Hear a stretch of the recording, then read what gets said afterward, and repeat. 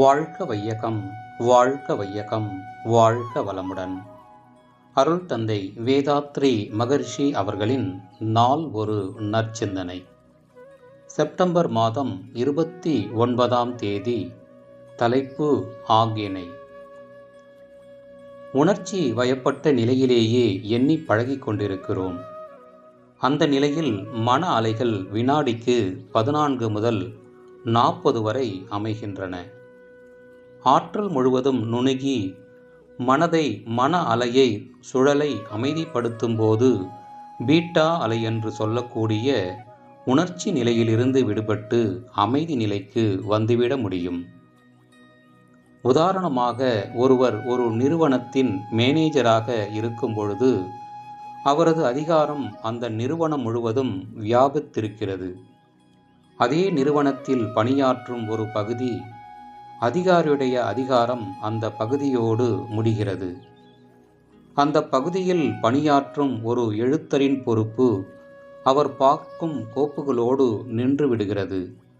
அதுபோலவே நம் மனம் எதை எண்ணி பழகி இருக்கிறதோ அந்த அலை நீளத்திலேயே இருக்கும். தியானத்தின் போது அதை விடுத்து எல்லா நிலைகளிலேயும் கொண்டு வந்து நாம் இணைப்பு கொடுத்து பழகிக் கொள்கிறோம்.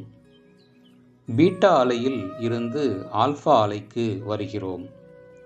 அதாவது உறக்கத்தில் என்ன நிலை வருமோ அந்த நிலைக்கு வருகிறோம்.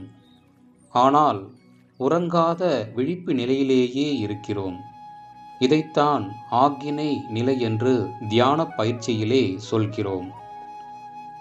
உள்ளுணர்ந்து உயிரை கவனிக்கிற பொழுது மனம் ஒரு பொருளாகவோ வடிவமாகவோ குணமாகவோ மாறாது.